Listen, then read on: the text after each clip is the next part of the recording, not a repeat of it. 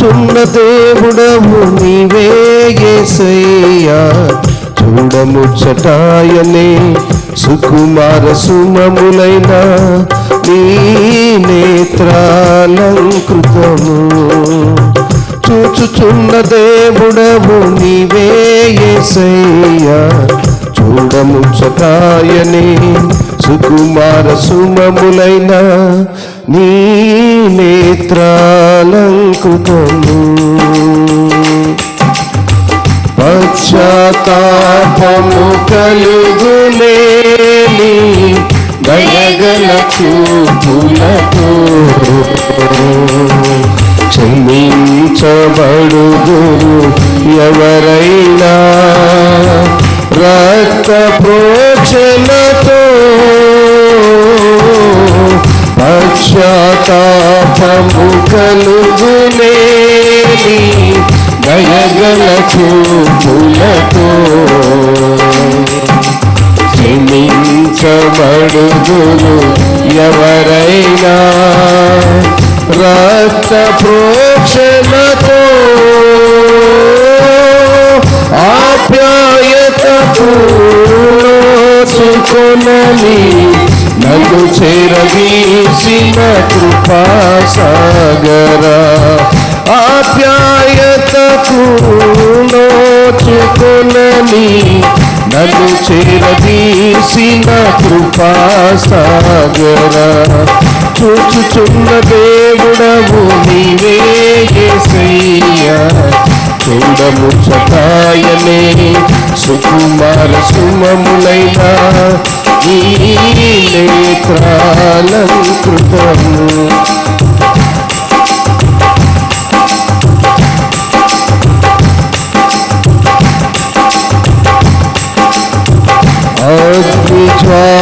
అగ్నిజ్వాలామయమే నీ చూపుల వలయాలు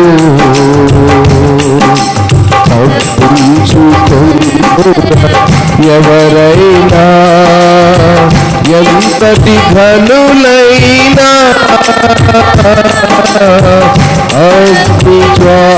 అగ్నిజ్వాలామయమే నీ చూపుల వలయాలు తప్పించుకుందురా ఎవరైనా ఎంతటి ఘనులైనా.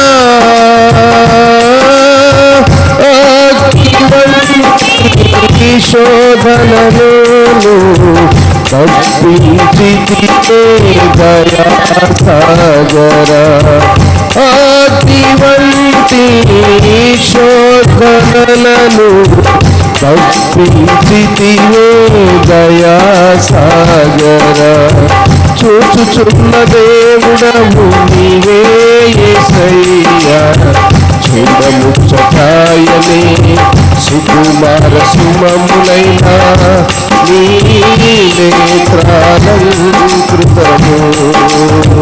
చూచుచున్న దేవుడవు నీవే యేసయ్యా, చూడముచ్చటాయనే సుకుమార సుమములైన నీ నేత్రాలంకృతము. మంచిది. దేవుని పరిశుద్ధమైన ఉన్నతమైన ఘనమైన నామములో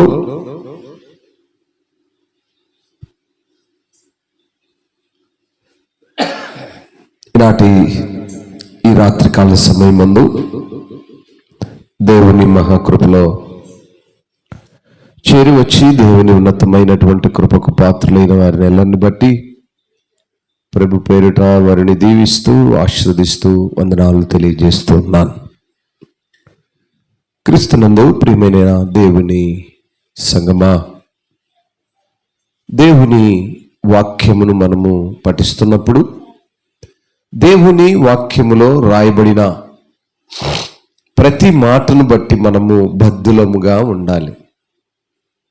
ఈనాటి మన వర్తమానము దేవుని వాక్యము ఎటువంటిది,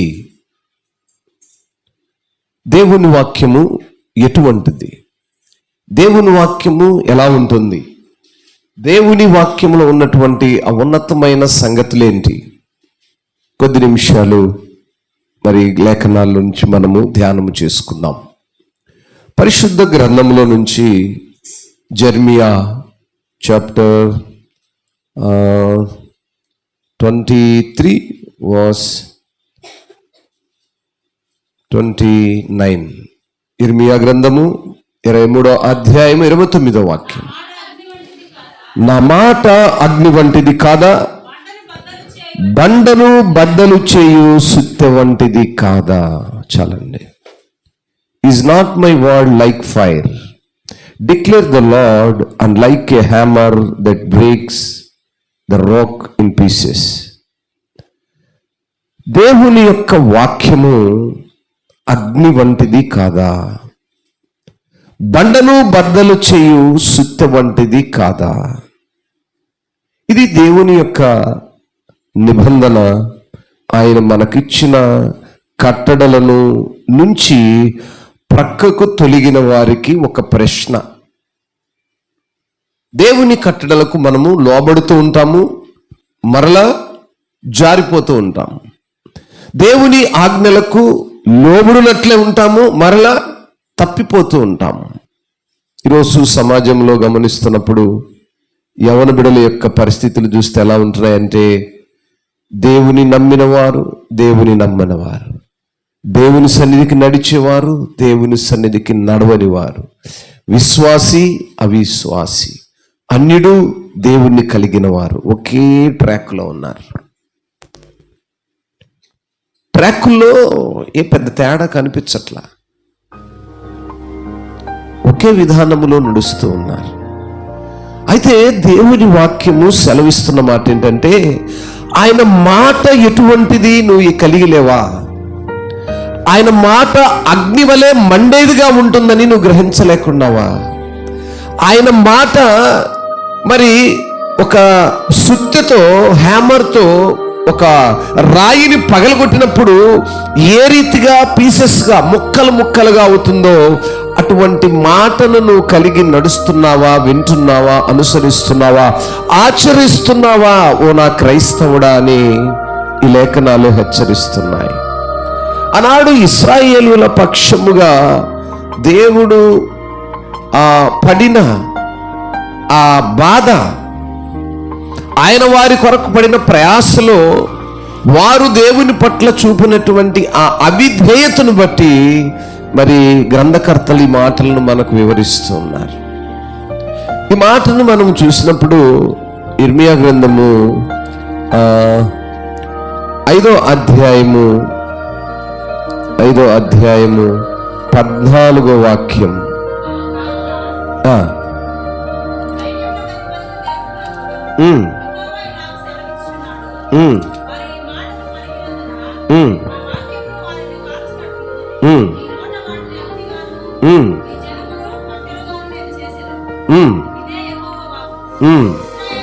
ఇశ్రాయేలు కుటుంబం వాళ్ళారా, ఆలకించుడి. దూరం నుండి మీ మీదికి ఒక జనమును రప్పించేదను, అది బలమైన జనము, పురాతనమైన జనము, దాని భాష నీకు రానిది, ఆ జనులు పలుకు మాటలు నీకు బోధపడవు. ప్రియులారా, గమనిస్తే దేవుని మాటలు విననొల్లని ఇక్కడ అంటున్నారు. వారు ఈ మాటలు పలికినందున నా వాక్యములు వారిని కాల్చున్నట్లు నీ నోట వాటిని అగ్నిగాను ఈ జనమును కట్టెలుగాను నేను చేసేదను. దేవుని మాట అగ్ని వంటిది గాను, దేవుని మాట సుత్తె వంటిది గాను, అది బద్దలు కొట్టేదిగా ఉంటుందనే విషయాన్ని క్రైస్తవులు గ్రహించలేకపోతున్నారు. ప్రత్యేకంగా క్రీస్తుని ఎరిగిన పిల్లలు మార్గమును తప్పిపోతున్నారు. మార్గమును తప్పిన వారిని బట్టి మరి ఈ మాటలు ఎంతో బాధను కలిగించేవిగా ఉంటున్నాయి. దేవుని చిత్తమునకు ఎప్పుడైతే లోబడని జనాంగముగా ఉన్నారో, దేవుని యొక్క ప్రజలపై, ఆయన పిల్లలపై ఆయనకున్నటువంటి మరి ఆ యొక్క విధానాన్ని మనం ఇక్కడ చూడగలుగుతున్నాం. ఈ మాటలో మనము మరి గమనించినప్పుడు దేవుని యొక్క పిల్లలు ఆయనపై తిరుగుబాటు చేసినప్పుడు ఆయన మాటలను లక్ష్య పెట్టని విధానమును మనం చూస్తే ఇక్కడ ఈ 5:14 మనం గమనించిన మాట ఏంటంటే, దేవుడు మన పాపాలను చూడనట్లుండి తాను హెచ్చరించిన విధముగా మనల్ని తీర్పులోనికి తీసుకురాకుండానే ఆ విషయాన్ని నమ్మేలా బలమైన శోధనకు మనం గురవుతుంటాం. చాలామంది ఆ విశ్వాసులు దేవుని వాగ్దానాలైతే నమ్మి అన్వయించుకుంటారు, కానీ ఆయన చేసిన హెచ్చరికలను మాత్రము విస్మరిస్తూ ఉంటారు. అన్వయించుకుంటారు, ఊరికే వింటూ గ్రహించిన వారుగా కనపరచబడుతూ, అయితే ఆ ఆజ్ఞల ప్రకారము, ఆ కట్టడల ప్రకారము అనుసరించేవారుగా ఉంటూ ఉన్నారు. వారిని బట్టే ఇక్కడ మనము ఈ మాటను గమనించినప్పుడు 12వ వాక్యము, ఇర్మియా గ్రంథం 5వ అధ్యాయము 12వ వాక్యము, వారు పలుకువాడు యెహోవా కాడనియు ఆయన లేడనియు, కీడు మనకు రాదనియు, ఖడ్గమునైనను కరువునైనను చూడమనియు, ప్రవక్తలు గాలి మాటలు పలుకునియు, ఆజ్ఞ ఇచ్చువాడు వారిలో లేడనియు, తాము చెప్పినట్లు తమకు కలుగుననియు చెప్పుదురు. లోకంలో ఉండే అన్నిటి యొక్క ఆలోచనలు ఏంటంటే, ఈ సేవకులు ఏముందిలే, ఈ పాస్టర్లు ఏముందిలే, లేదా మంచి హితబోధలు చెప్తుంటారు యవనస్తులకు, ఈ తల్లిదండ్రులదేముందిలే, లేదా మన స్నేహితులు మన బంధువులైన వారు ప్రేమతో దగ్గర తీసుకొని, అయ్యా ఇలా ఉండాలరాను, అమ్మా ఇలా నువ్వు ఉండాలి అన్నప్పుడు వాళ్ళ మాటలను వీళ్ళు ఎలా చేస్తారంటే అవహేళనగా తీసుకుంటుంటారు. ఈనాడు సమాజంలో జరుగుతున్న పరిస్థితులు ఆ మాదిరిగానే ఉన్నాయి. అందును బట్టి దేవుని మాటలు లేదా దేవుని వాక్యము ఎటువంటిదై ఉన్నదంటే అది అగ్ని వంటిదై ఉన్నదనే విషయాన్ని మరి బిడ్డలు ఎరుగక ఉన్నారు. అన్యులైన వారు ఆ మాటని ఎరుగక వాళ్ళు పలుకుతున్నారు, దేవుడు కాడని, ఆయన లేడని, కీడు మనకు రాదని, ఖడ్గమైన కరువైన మనము చూడమని వాళ్ళు చెప్పుకుంటున్నారు. ఎవరు చెప్పుకుంటున్నారు? అన్యులు చెప్పుకుంటున్నారు. అన్యుడు ఎవడు అంటే దేవుని వాక్యము అగ్ని వంటిది కదా, అవును అని గ్రహించి ఆచరించని వారు.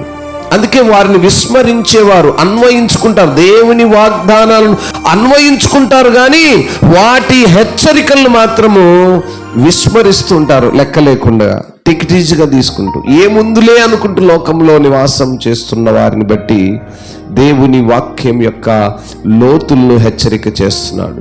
మనం ఈ మాటంలో చూసినట్టయితే ఈ గ్రంథంలో హోషేయ గ్రంథము 4వ అధ్యాయము 6వ వాక్యాన్ని ఒకసారి చూస్తే, హోషేయ గ్రంథము 4వ అధ్యాయము 6వ వాక్యం, ఒకడు మరి ఒకనితో 4 నా జనులు జ్ఞానం లేని వారై నశించుచున్నారు, నీవు జ్ఞానమును విసర్జించుచున్నావు గనుక నాకు యాజకుడవు కాకుండా నిన్ను విసర్జింతును. నీవు దేవుని ధర్మశాస్త్రమును మరిచితివి గనుక నేనును నీ కుమారులను మరిచితును. దేవుని గూర్చిన వ్యక్తిగత అవగాహన లేని ప్రజలను దేవుడు నాశనం చేస్తున్నాడు. అంత మాత్రమే కాకుండా ఆ జ్ఞానము అందుబాటులో ఉంది, కానీ తన ప్రవక్తల ద్వారా, లిఖిత వాక్కు ద్వారా దేవుడు అనుగ్రహించిన సత్యాన్ని ప్రజలు ఏం చేస్తుందంటే, క్రైస్తవులని చెప్పబడిన వారు బుద్ధిపూర్వకంగా తిరస్కరిస్తున్నారు. మనఃపూర్వకంగా అనగా ఇష్టముతోనే దేవుని వాక్యమును తిరస్కరిస్తున్నారు. గనుక నేటికి క్రైస్తవ సంఘాల్లో సైతము కొందరు లోక సంబంధమైన పాప మార్గాలను పట్టి నాశనమైపోతున్నారు. లోక సంబంధమైన పాప మార్గాలు, దేవుని వాక్యము అగ్ని వంటిదని వింటున్నారు, కానీ వాటిని విస్మరిస్తూ మరిచిపోతూ లెక్క చేయక అవగాహనలోకి తీసుకొనక నాశనమైపోతున్నారు. కారణం వారు దేవుణ్ణి ఆయన ప్రేరణ ద్వారా కలిగిన వాక్కును ఎరిగిన వారు కాదు. గనుక ఈరోజు ఎరిగిన వారు ఆ రీతిగానే ఉన్నారు, ఎరగని వారు ఆ రీతిగానే ఉన్నారు. ఆ భేదాభిప్రాయం ఏమాత్రము కనిపించట్లేదండి ప్రజల్లో. అధిక పాపము చేసిరి గనుక వారి ఘనతను నీచ స్థితికి మారుస్తానంట. మనుషులు ఎప్పుడైతే దేవుని మాటను లెక్క చేయని వారుగా ఉన్నారు, వారు అధికమైన పాపము చేసిన వారు. దేవుని ఆజ్ఞని ఎప్పుడైతే లోబడుకున్నారో వారు అధిక పాపమునకు లోబడిన వారుగా లేఖనాలు సెలవిస్తున్నాయి. కీర్తనల గ్రంథము 119వ కీర్తన 119వ కీర్తనలో మనము కొన్ని మాటలను చూడగలుగుతాం. 119వ కీర్తన 5వ వాక్యం అనుకుంటా.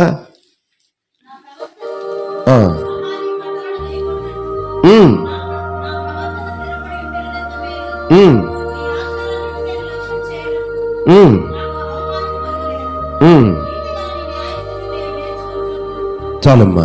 ప్రియులారా, ఇక్కడ గమనించినట్లయితే, ఆహా నీ కట్టడలను గైకొన్నట్లు నా ప్రవర్తన స్థిరపడి ఉండే ఎడల ఎంత మేలు. దేవుని కట్టడలను గైకొనేటట్లు మన ప్రవర్తన స్థిరమైనదిగా ఉండాలి. ఆజ్ఞలను లక్ష్యము చేయనప్పుడు నాకు అవమానము కలగకుండా ఉండేదిగా ఉండాలి.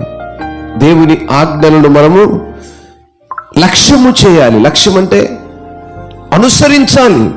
అలా చేసినప్పుడు మనకు ఎటువంటి అవమానము కలగదు.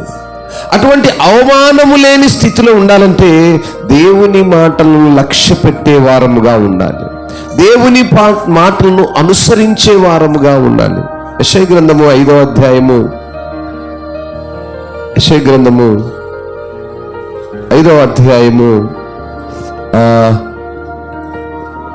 13వ వాక్యాన్ని మనం చూద్దాం.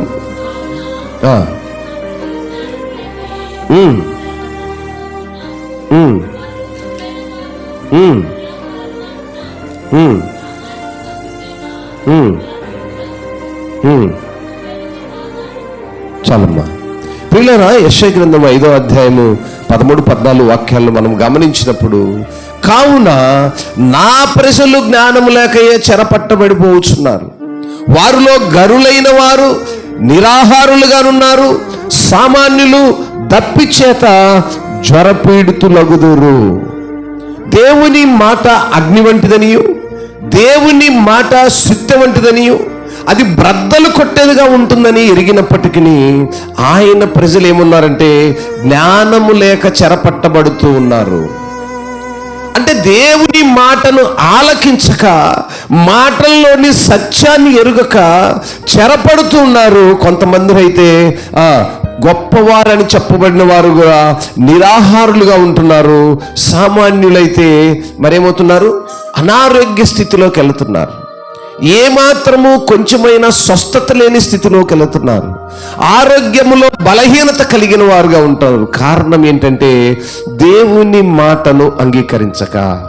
ఆయన మాట అగ్ని వంటిది కదా, ఆయన మాట సుత్తి వంటిది కదా. అది కొట్టినప్పుడు ఏ రీతిగా బ్రద్దలవుతుందో దేవుని మాటను అంగీకరించని ప్రజలు, క్రైస్తవులు, ఆయన పిల్లలైన వారి స్థితి ఆ రీతిగా ఉంటుందని లేఖనం సెలవిస్తుంది. ఆ 14వ వాక్యం కూడా మనం చూసినప్పుడు, అందుచేతనే పాతాళము గొప్ప ఆశ పెట్టుకొని అపరిమితముగా తన నోరు తెరుస్తుందట. ఏమని? వారిలో గనులను సామాన్యులను ఘోష చేయువారును హర్షించువారును పడిపోదురు. కానీ అందరూ ఎలా ఉన్నారంటే పాతాళము మన కొరకు ఆశ ఎదురు చూస్తున్నట. ఎందుకు? ఎవరు పడిపోతారో, ఎవరు దేవుని మాటలు వినక, దేవుని ఆజ్ఞలు కట్టలను అనుసరించక మరి నరకం వైపు ఎదురు చూస్తారో వారిని ఆశతో మింగివేయదామని ఎదురు చూస్తుందట. ఈరోజు మనుషుని యొక్క నడవడిక, మనుషుని యొక్క దైనందిన స్థితి దేవుని మాటలను వినుట వరకే సరిపోతుంది. హోషేయ గ్రంథం 4వ అధ్యాయము 1వ మాటను మనం గమనిస్తే, ఇశ్రాయేలులతో సూటిగా చెప్తున్న మాట. 4వ అధ్యాయం 1వ మాట, ఇశ్రాయేలు వారలారా, యెహోవా మాట ఆలకించుడి, సత్యమును కనికరమును దేవుని గూర్చిన జ్ఞానమును దేశమందు లేకపోవట చూచి యెహోవా దేశ నివాసులతో వ్యాజ్యమాడుతున్నాడు. దేశంలో వస్తున్న ప్రజలతో ఆయనే వ్యాజ్యానికి దిగాడు. దేన్ని బట్టి దిగాడంటే దేవుని మాట ఆలకించక, సత్యమును కనికరమును దేవుని గూర్చిన జ్ఞానముందు దేశములో లేకపోవటం వలన దేవుడే డైరెక్ట్గా దేశంలో నివసిస్తున్న ప్రజలతో వాద్యానికి దిగాడట. ఈరోజు నా ప్రియ దేవుని బిడ్డలారా, మన ఆధ్యాత్మిక స్థితి ఏ రీతిగా ఉంటుంది? దేవుని యొక్క చిత్తమునకు లోబడిదిగాను, ఆయన ఆజ్ఞలు మన జీవితంలో ఏ రీతిగా నెరవేరుతున్నాయో ఎరిగిన వారుగాను మనం ఉంటున్నామా? ఆ విధానంలో నడుస్తూ దేవుని యొక్క ఆ గద్దింపునకు లోబడే విశ్వాసులుగా, ప్రజలుగా మనం ఉంటున్నామా? పరిశీలించుకోవలసినటువంటి ఆవశ్యకత ఉంది. మనం ఎఫెసీయులకు రాసిన పత్రిక 6వ అధ్యాయము 17వ వాక్యమును కూడా గమనిస్తే, మరియు రక్షణయను స్థిరస్థానమును దేవుని వాక్యమును ఆత్మ ఖడ్గమును ధరించుకోవాలి. రక్షణ అనేటువంటి ఆ యొక్క ఆ శిరస్థానమును, దేవుని వాక్యం అనేటువంటి ఆత్మ ఖడ్గమును మనము ధరించుకున్నప్పుడే మనము అపవాది తంత్రము నుంచి కట్టబడతాం. ఆ యొక్క 6వ అధ్యాయము 11వ వాక్యం కూడా ఉంటుంది, మీరు అపవాది తంత్రములను ఎదిరించుటకు శక్తిమంతులగునట్లు దేవుడిచ్చు సర్వాంగ కవచమును ధరించుకోవాలి.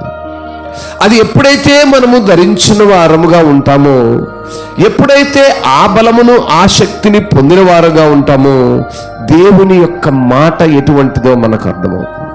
ఆయన మాట అగ్ని వంటిది అనటానికి రుజువు ఏంటనేటువంటి విషయాలను మనం ఇక్కడ గమనిస్తే, మరి ఎందుకు మనము ఆ స్థితిలో ఉండాలంటే అపవాది తంత్రంను ఎదిరించే శక్తిని పొందుకోవడానికి, అటువంటి ఆ యొక్క ఉన్నతమైనటువంటి కృపలో మనం ఉండటానికి దేవుడు మనకిచ్చినటువంటి ఒక గొప్ప ఖడ్గం. విశ్వాసి దుష్టునితో పోరాడే సమయంలో తాను శత్రుపై దాడి చేయడానికి దేవుని వాక్యం అనే ఆత్మ ఖడ్గాన్ని ఉపయోగించాలి. ఎందుకనంటే క్రైస్తవునికి దేవుని వాక్యం మీద నమ్మకం లేకుండా చేయటానికి సాతాను ఏం చెప్తాడంటే తన శాయశక్తులా ప్రయత్నిస్తుంటాడు. ఆ దైవ ప్రేరిత లేఖనాలను ఎవరైనా అవి దేవుని వాక్యం కాదని ఆరోపణలు చేసినప్పుడు వాటిని మనము సంఘము సమర్థవంతముగా, క్రైస్తవ పిల్లలు తెలివితో జ్ఞానముతో ఎదుర్కొనేవారుగా ఉండాలి. ఎందుని బట్టి అంటే దేవుని మాట అగ్ని వంటిది కాదా? అది బండను బ్రద్దలు చేసినప్పుడు ఏ రీతిగా ముక్కలు చెక్కలుగా అయిపోతుందో, దేవుని మాటను విననొల్లని స్థితి ఆ రీతిగా ఉంటూ ఉంది. కనుక దేవుని పిల్లలమైన మనము దేవుని మాటను అంగీకరించేవారముగా, అది మాట అగ్ని వలె ఉండేటువంటి మాట, సుత్తి వలె ఉండేటువంటి మాట, ఆదరించేటువంటి మాట, మనకు సర్వాంగ కవచముగా ధరించబడినటువంటి ఒక శిరస్థానముగా కనిపిస్తూ ఉంది. కనుక మనము దానిని చాలా జాగ్రత్తగా మరి అనుసరించి నడుచుకునే వారముగా ఉండటము మనకు ఎంతైనది క్షేమాన్ని ఇస్తుంది. మరి అంత మాత్రమే కాకుండా ఇందులో ఈ మాటను మనము జాగ్రత్తగా గమనించినప్పుడు ద్వితీయోపదేశ కాండము 32వ అధ్యాయము 2వ మాటను చదువుకొని మనం వర్తమానాన్ని ముగించుకుందాం. నా ఉపదేశము వానవలే కురియును, నా వాక్యము మంచు వలెను, లేత గడ్డి మీద పడు చినుకుల వలెను, పచ్చిక మీద కురియు వర్షం వలె ఉండును. నేను యెహోవా నామమును ప్రకటించెదను. మన దేవుని మహాత్మ్యమును కొనియాడుడి. ఆయన ఆశ్రయ దుర్గంగా ఉన్నాడు. ఆయన కార్యము సంపూర్ణము, ఆయన చర్యలన్నీ న్యాయములు. ఆయన నిర్దోషి అయి నమ్ముకొనదగిన దేవుడు. ఆయన నీతిపరుడును యథార్థవంతుడును. ఇంకా దేవుని ఎరగని వారు ఈ మాటలను గ్రహించాలి. ఇంకా దేవుని ఎరక ఆయన ఉపదేశమును అంగీకరించక ఆయన మాటలో ఉన్నటువంటి పవర్, ఆ శక్తిని గ్రహించే వారికి చెప్తా ఉన్నాడు కదా, ఆయన ఉపదేశము వానవలే కురుస్తుంది, ఆయన వాక్యము మంచు వలె లేత గడ్డి మీద పడు చినుకుల వలె ఉంటుంది, పచ్చిక మీద కురిసేటువంటి ఆ వర్షం వలె ఉంటుంది. ఆ విషయాన్ని మనం గ్రహించినప్పుడు గ్రహించనొల్లని వారిని, అందుకే ఆ మొదటి మాట అంటాడు, ఆకాశ మండలమా చెవియొగ్గుము, నేను మాట్లాడుదును, భూమండలమా నా నోటి మాటను వినుము. దేవుని నోటి మాట ఏమై ఉన్నది? దేవుని నోటి నుంచి వచ్చే ప్రతి మాట అగ్ని వంటిది కాదా? ఆ మాట సుత్తెతో బండను బద్దలు కొట్టినటువంటి ఆ యొక్క ఆ రాళ్ల పీసులు వలె ఉండేటువంటిది కాదా? ఈరోజు హృదయం అనేటువంటి బండను పగలగొట్టాలి. హృదయం అనేటువంటి బండలో ఉన్నటువంటి ఈ లోక సంబంధమైన కార్యములన్నీ చెరిపివేసుకోవాలి. దేవుని మాటలు ఏ రీతిగా ఉన్నాయో, ఏ రీతిగా మనల్ని బోధిస్తుందో, ఏ రీతిగా హెచ్చరిక చేస్తుందో, ఆ హెచ్చరికలను ఎరిగిన వారముగా కలిగిన వారముగా ఉండాలని వాక్యం మనల్ని ఎంతో తెల్లగా బోధిస్తుంది, హెచ్చరిక చేస్తుంది. మరి ఈ యొక్క 31వ అధ్యాయంలో 11వ వాక్యాన్ని చూసినప్పుడు, నీ దేవుడైన యెహోవా ఏర్పరచుకున్న స్థలమందు ఇశ్రాయేలులందరూ ఆయన సన్నిధిని కనపరచబడి పర్ణశాలల పండుగను ఆచరించినప్పుడు ఇశ్రాయేలీ అందరి ఎదుట ఆ ధర్మశాస్త్రమును ప్రకటించి వారికి వినిపించమన్నాడు మోషేకు. అప్పుడేం జరిగిందంటే 12వ వాక్యము, మీ దేవుడైన యెహోవాకు భయపడి ఈ ధర్మశాస్త్ర వాక్యములను అనుసరించి నడుచుకున్నట్లు పురుషులేమి, స్త్రీలేమి, పిల్లలేమి, ఆ పట్టణములో నివసిస్తున్న పరదేశులేమి వాటిని విని నేర్చుకున్నట్టుకై అందరినీ అక్కడికి సమకూర్చమన్నాడు. అలాగూ నేర్చుకుని ఎడల దానిని ఎరుగని వారి సంతతి వారు దానిని విని మీరు స్వాధీనపరుచుకున్నటకు ఇక యోర్దాను దాటపోర్చున్న దేశమున మీరు బ్రతుకుది నుండి మీ దేవుడైన యెహోవాకు భయపడటము నేర్చుకుంటారు అన్నాడు. ఇశ్రాయేలులకు మోషే ద్వారా ఆయన ఏర్పాటు చేసిన బోధ, మోషే ద్వారా ఇశ్రాయేలు ప్రజలకు చెప్పినటువంటి ఆ వాక్కులను వారు విననొల్లని వారుగా ఉన్నాడు. అప్పుడే ఆయన ధర్మశాస్త్రాన్ని ఇచ్చాడు. ఆ ధర్మశాస్త్రంలో ఎవరెట్లా ఉన్నారు, లేవీయులకును మరి ఆ మాదిరిగా మరి ఇశ్రాయేలీయులకును యాజకులకును ఏ ఏ పనులు అప్పగించాడో అప్పుడు అప్పగించినప్పుడు చెప్పాడు. ఆ మాటలను విననొల్లని ప్రజలుగా, ఆ మాటలను ఆలకించని ప్రజలుగా ఉన్నటువంటి వారికి దేవుని వాక్యము అగ్ని వంటిది అని ఎరిగి ఉండాలి.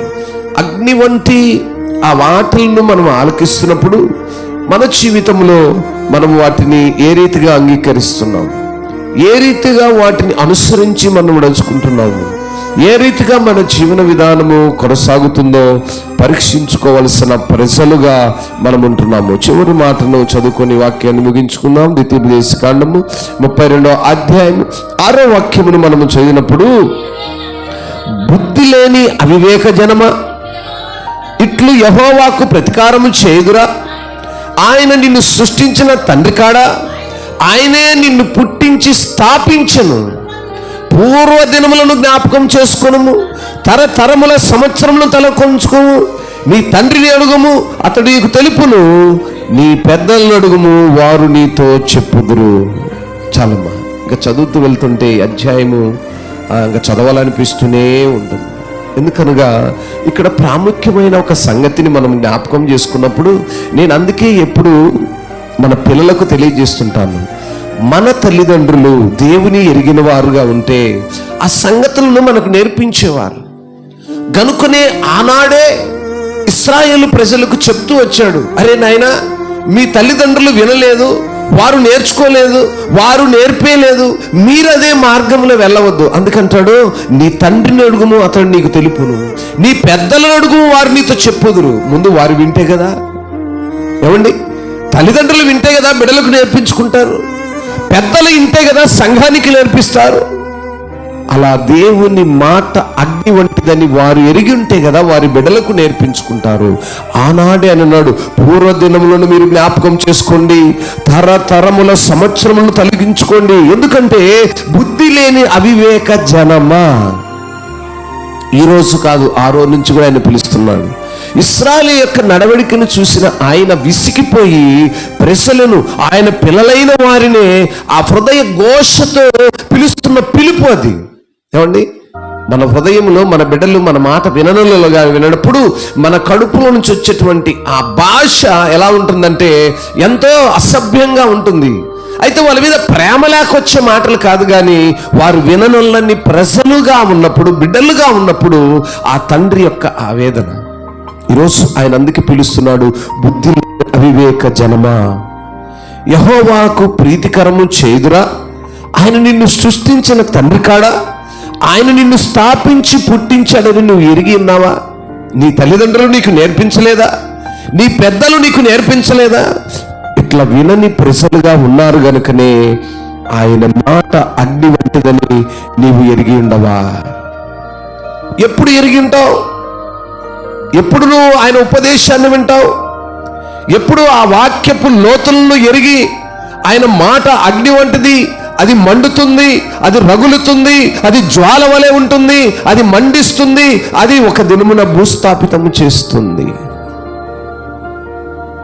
ఈరోజు నా ప్రియ దేవుని సంగమా, ఈ మాటలను మనం వింటున్నప్పుడు దేవుని యొక్క మాటలు అగ్ని వంటి అని, ఆ మాటలను మనం వింటున్నప్పుడు అవి మన హృదయంలో మంటను రేపాలి. ఎటువంటి మంటను రేపాలంటే ఆ ఫైర్ అనేది మన కుటుంబాలను వెలిగించాలి. దేవుని మాటలు ఏ రీతిగా మన హృదయాల్లో వెలిగించబడతాయో మన కుటుంబాలు ఆ రీతిగా దీవించబడతాయి. దేవుని మాటలు మనం విని వాటిని చీకట్లో ఎప్పుడైతే ఉంచుతామో మన యొక్క జీవితాలు కూడా చీకట్లోనే ఉంటాయి, మన బ్రతుకులు చీకట్లోనే ఉంటాయి.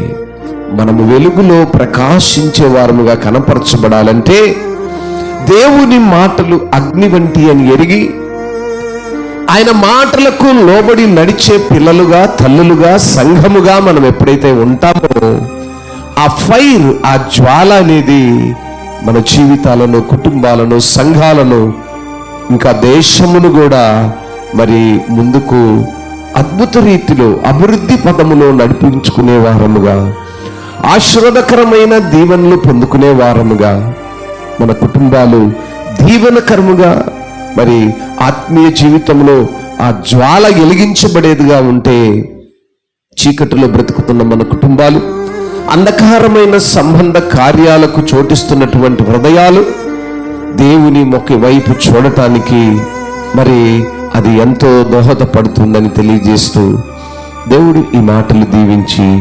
ఆశీర్వదించునుగాక. ప్రార్థన చేద్దాం. దయగల దేవా, నీ ఉన్నతమైన నామాన్ని బట్టి మీకు స్తోత్రాలయ్యా.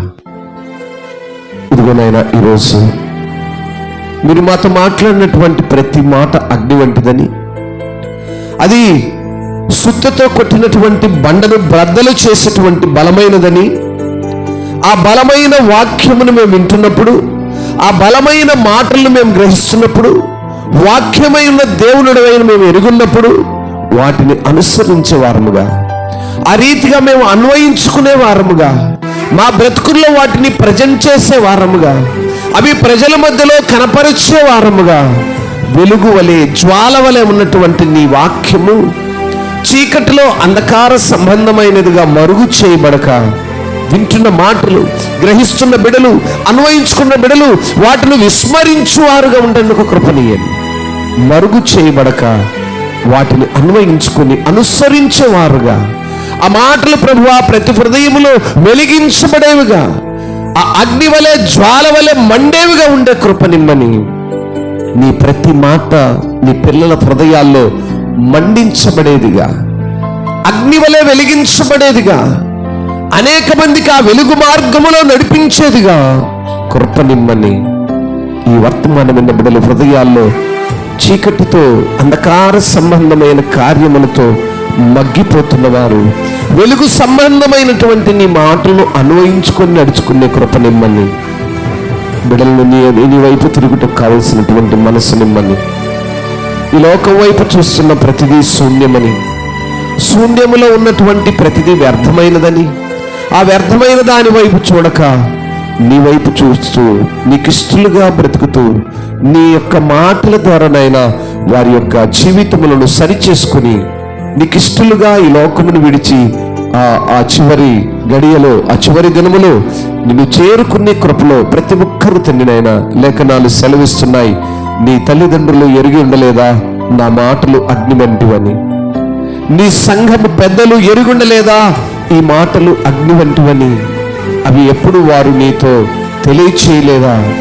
తరతరముల నుంచి ఈ మాటలను జ్ఞాపకం చేస్తున్న వాక్యాన్ని ఎరిగి ఉండని బిడ్డలుగా, తల్లులుగా, తండ్రులుగా ఉన్న సంఘమును లేవనెత్తి వారి బిడ్డలకును సంఘమునకు బోధించుకునేవారుగా, నీ ఉపదేశము వానవలే కురుస్తుందని ఎరిగిన వారుగా, అది చిగురిస్తుందని ఫలిస్తుందని ఎరుగువారుగా ఉండటకు కృపనిమ్మని ఈ వాక్యమున్న బిడ్డలకును, ఈ వాక్యమును ద్వారా నాయన ఎంతమంది అయితే నాయన మీ వాక్యము అగ్ని వంటిదని, అది మండిస్తుందని ఎరిగి ఆ రీతిగా మన యొక్క నూతన తీర్మానములో నాయన ఇంతవరకు చీకటిలో నాయన మగ్గుతున్నారో అట్టి వారిని వెలుగులోనికి నడిపించమని ఈ వాక్యం ద్వారా నీ బిడ్డలున్నాయన మరి చిగురించి విస్మరించి నాయన అభివృద్ధిలోనికి నడిపించమని యేసయ్య ఘనమైన నామములో ప్రార్థించి అడిగి వేడుకుంటున్నాము తండ్రి. ఆమేన్. ప్రభు పేరిట వందనాలు.